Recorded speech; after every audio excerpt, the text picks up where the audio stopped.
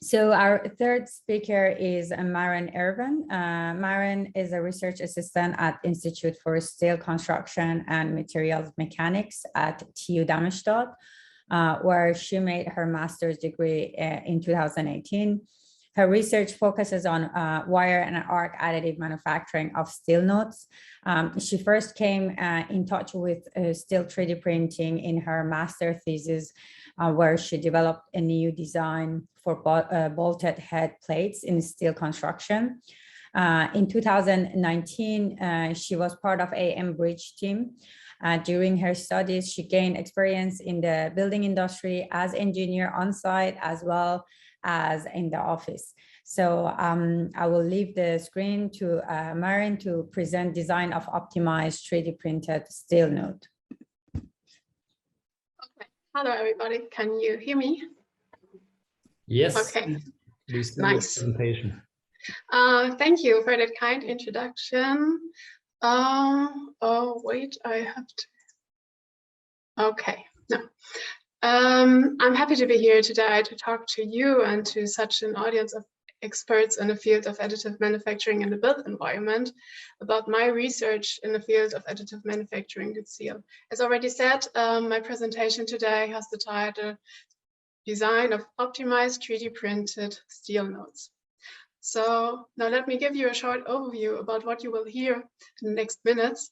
I will start with steel nodes and what is meant with that and why it seems useful to 3D print them with steel. And then, of course, I have to explain how these nodes will be printed and the additive manufacturing process planned therefore as well. As I talk about optimized steel nodes, I will explain what is topology optimization and how I use it to find a structure to print. And the last point is what are the limitations come from all the points mentioned before the design has to deal with. And in the end, I will conclude everything, and I hope that you got an understanding of my idea of designing optimized 3D printed steel nodes. Oops. So let's start. The development of computer technology and the possibilities as it's opened up for engineering and above all the design of structures are leading to ever more spectacular buildings, especially when these structures are subject to high loads and wide spans are required, then steel is the material to choose. Sometimes it's no longer visible after completion of the building envelope, but it's still there. However, such structures require significantly higher construction and execution efforts. And this is mainly due to the nodes. Nodes here mean the connection of the linear elements, such as columns and beams.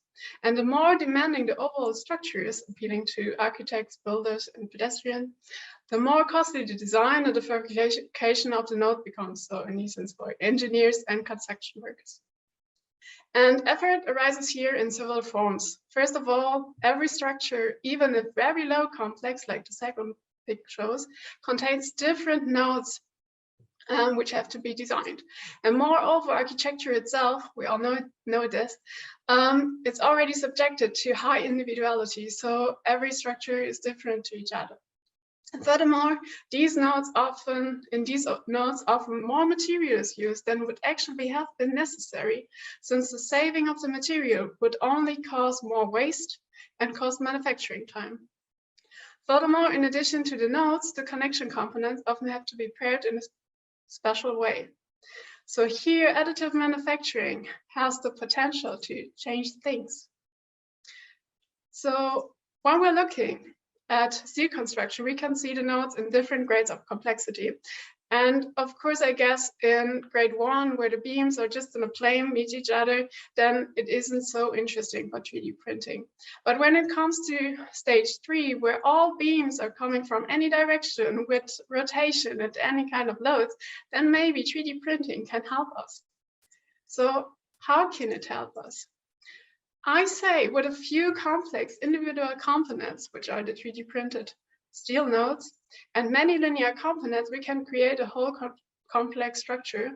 And to get an advantage of the 3D printing, we can look for easy preparation of the linear components by using standard joints.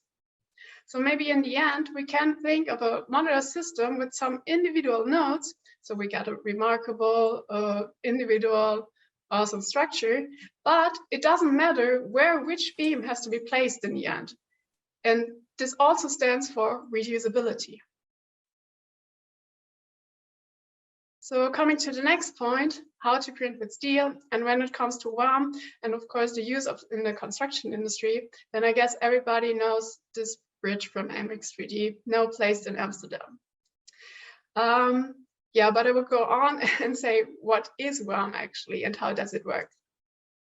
So WAM is actually just gas-sheeted metal arc welding, but unlike in the conventional way, where it connects two pieces, it creates the second piece layer by layer by layer. So, but yeah, we won't print plates. We will think of, yeah, structures, complex structures. As the name suggested it, the printing material here is the wire, and that makes it pretty fast compared to other 3D metal printing processes. So we can build up to 10 kilograms in an hour if you use multi-wire feeding systems. And what do we need to print? Yeah, if you don't want to print by hand, then we need a welding robot. And of course, we need a welding power source. And as it is wire arc additive manufacturing, we need wire. And as it uses gas-sheeted metal arc welding, we need the shielding gas. And these are the four basic components. And with that, you can print steel. Of course, there are some special power sources, there are special wires, special gases, special robots, and also additional things. But these four components are the crucial things, and that makes it cheap compared to other metal 3D printing processes. I said WAM is fast, I said WAM is cheap, and due to the fact that it's a process well known in the construction industry, yeah, I guess it's easy to invent. But it looks like it looks, so we have a rough surface where you can see the printing layers by eye. Anyway, I wouldn't say that doesn't matter, because if you need an even surface, then you can have some post-processing like milling. But a convincing advantage are the material properties. For WAM carbon steel. With WAM, we have a material which looks like normal hot rolled carbon steel. So we have a high Young's modulus, we have a distinctive yielding plateau, and we have a high plasticity. Everything what is needed for steel, we have it. But how to find the structures to print? And therefore, here short throw in for topology optimization, which is one kind of structural optimization. Yeah, we heard today different kinds of optimization, also form optimization. Here I use a topology optimization and especially the mathematical form of it. Here structure is optimized by inserting holes where the material is not needed. And the aim of each optimization run is to find for a given mass that arrangement of elements with minimum compliance. For a given structural problem, like we can here see on the right, we want maybe find a stiffer structure for 50% of the mass, and the algorithm then says, okay, the red part is not as necessary as the green part is. But after that optimization, we don't know if the load can be transmitted anymore, so we have to do additional analysis. And that leads me to the first limitations. The optimization, or the optimization I use, is can just think about linear problems. So that means we have no yielding, no buckling, and no nonlinear bearings. And here on the right, we can see what that means. Here are three results for the same mass restriction and actually the same load, but the second result has a significantly lower payload than the others have. But the algorithm would say, okay, they're actually equal to each other. That's because it doesn't focus on nonlinearities. Another problem is that for every optimization one, we have just one load case considered.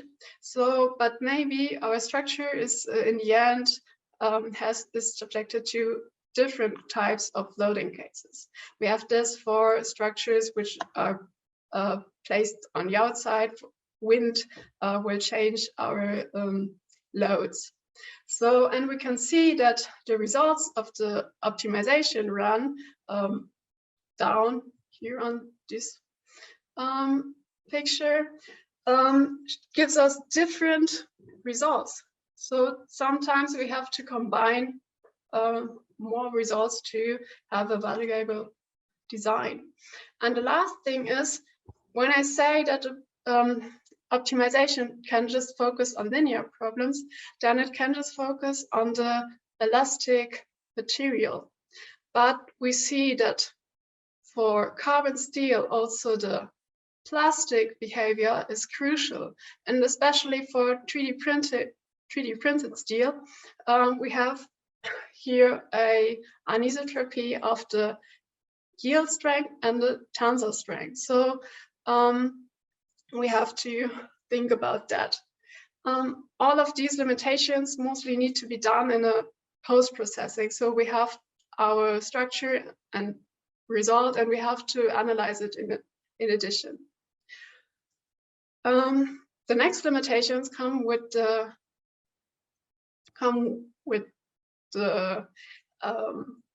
printing process itself.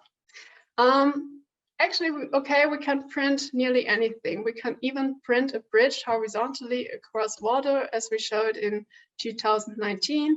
But some things are easier to print than others are, and a uniform printing process should be ensured. Therefore, the printing angle, which is the angle from vertical, should not vary too much. Because with different angles, we get a different behavior. You can see it on the right picture.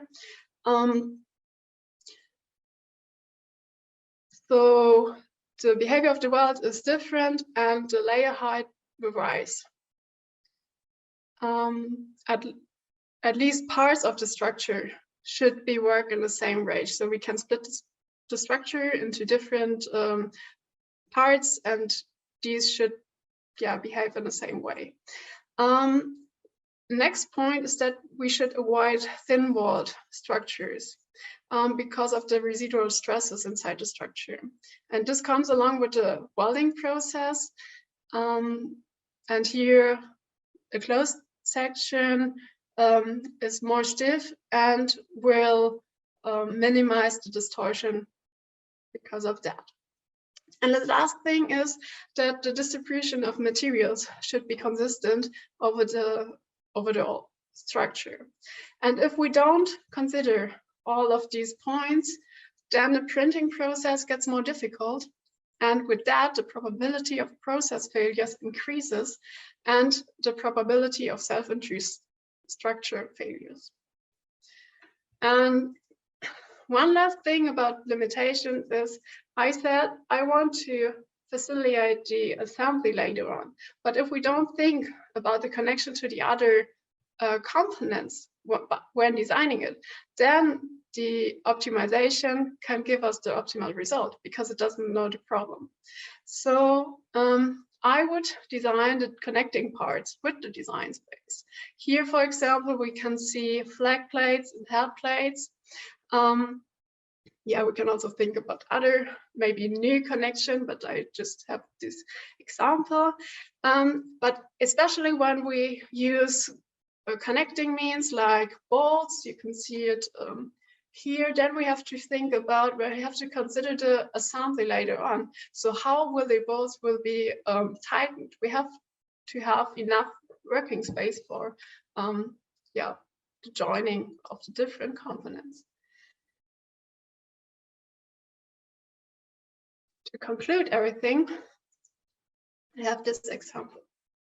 That's a structure come out of one topology optimization run, but here the different types of limitations were considered.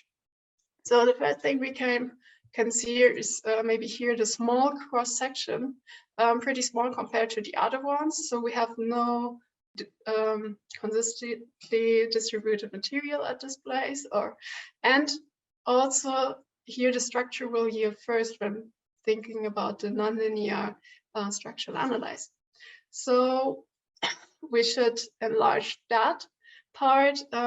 Next thing is, what about the assembly? In this node, every beam is printed directly to the node. So we should transport a part 5 times 5 times 5 meters to the construction site, or even just print everything in our workshop and then put the whole structure to the side. No, I don't think so. So we should think about connections. And so here's example. I just put in a hard plate and checked the space for the bolts. And the last thing, but it's not the only place in the structure, is we should avoid horizontal printing because we can't print in the air. Yeah, so that example is actually just what should be obtained when thinking about designing steel nodes 3D printed. And when we consider all that limitations, then maybe we can create a node that can change the design of structural steel frameworks, like I shown in the beginning of my presentation. Yeah, I have to thank these companies who support us with the crucial 4 basic components you need to print steel for our research in the additive manufacturing of steel. And I want to thank you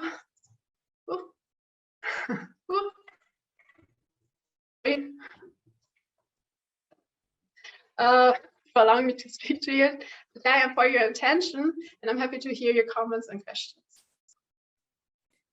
Thank you, Maren. Great work. Thank you very much. So a quick question, how do you deal with the challenge of topology optimization, generating this complex form with a lot of thin pipes in the air, and then you have the constraint for FDM-based printing with your VAM printer? Do you go back and regenerate the topology optimization, putting some obstacle on the way to regenerate those new bridges, or how do you actually deal with refining optimization based on fabrication constraint? Yeah, actually the aim is to have an automatic process that focus on everything, but I'm not sure if I can do that. Until now, I can include some manufacturing restrictions into the optimization process, but it makes it a bit longer to calculate the structures, of course. So we can see, okay, I have just a printing angle around 40 degrees from the vertical. So the algorithm can think about that. And sometimes actually I just have more optimization results, which I combine. And to find the best of it, so a combination of all, and then yeah, do some manually additions. So it's funny because like generative design of Autodesk, for instance, it's kind of, they don't call it optimization, but it's really combining in one way material reduction with manufacturing limitation. So as you choose your manufacturing setup, you generate generate form, optimal form based on those fabrication constraints. So I'm wondering if you would have in mind to integrate that into your algorithms for generating optimization in future. Yeah, of course. I think about adopting other things to the algorithm or to the optimization process. Until now, I don't have like that algorithm. So yeah. Yeah, thank you also from my side for this great presentation. Maybe I start with a comment. I think you could add one more aspect to the motivation of your research, that is a topic the entire day already, which goes beyond the creation of spectacular structures. It was interesting to see that I think almost all projects that you showed in the beginning are from the era before the big financial crisis of 2008, right? So there is a change, and in what quality of architecture is or might be. And as we experience today also in mass media and today in the discussions, there's another motivation to aim for what you are actually doing, reduce the consumption of material because of, yeah, well, you know, CO2 emissions, scarce resources, and so on. And I think in that sense, there's a lot to explore, and you explored a lot already in that sense to design and then material things that look different from the way they looked before, because they are produced in a much smarter way. So I think that that is part of your work already. It was not expressed in the introduction, so that could be one more slide to put in. Anyway, the question for me would be, we heard Marina asking the question earlier today, how do we make these new technologies become dominant paradigms in the AEC? And one way to do that is disruptive, to say, well, we change everything. Now you're very strategic. You pick this one thing, which is the node, and say, that's the conventional construction, and then I'm changing this one thing that is a problem for conventional construction. And you just showed on your last slide the many companies you're working with, which hints also to the structure of construction industry, right? It's thousands of small companies. It's not the few big players. So it might be smart to have this strategy of gradually changing our industry. That's how I read your work. What are your experience when working with industry partners? Are they ready to make that transfer? Is it expensive? Do they just have to buy a robot and a little bit of gas and that's it, and then they could start? What are your thoughts on that? Yeah, they're interested in that, but yeah, they don't want to do it. So I guess there has to be some examples for them, and if it works and if they see that it works, then they will use it. But okay, they're not there to now buy robots and begin printing, but they're interested in work, and I also get some node designs already, and they are interested if one can print them. So there is interesting, but I guess they're not brave enough. Mm-hmm. Yeah. Sorry. May I also? Oh, so we have to move on, or? I mean, what I really enjoyed is the idea that you really, in the printing process, you integrate these existing plates, yeah, like the standard part that becomes the interface to the beams, which for me is a hint towards this idea of really optimizing also the printing speed, yeah, by just wherever you have something that you can take as a standard part and you integrate it into the printing process in a kind of conformal printing, yeah, you have the plates and you just weld in between, kind of. I think that is very powerful. So I was wondering, you didn't really talk about the printing speed, but I guess WAM is not the super fast process. So could you give us a hint about like how fast these prints are, and could you speculate a little bit if these prints are done in a prefabrication way, or more do you see the robot would be on site producing these nodes just in time during the assembly of the big beams? Until now, I think of prefabrication, because when we have also this modular system, then it doesn't matter if it is printed on site, because then we can do it modularly in in the workshop where we can also have where we have a surrounding which has everything we need. On the construction side, there are some uncertainties and so on. So I would say print in the workshop, but maybe in the future one can think about small little printing robots or steel print welding robots which go to anywhere and just print on the structure. Also for or structures which crack or so on. Maybe we can think about small robots which repair the structure. But yeah, that's not my kind of research. Thank you.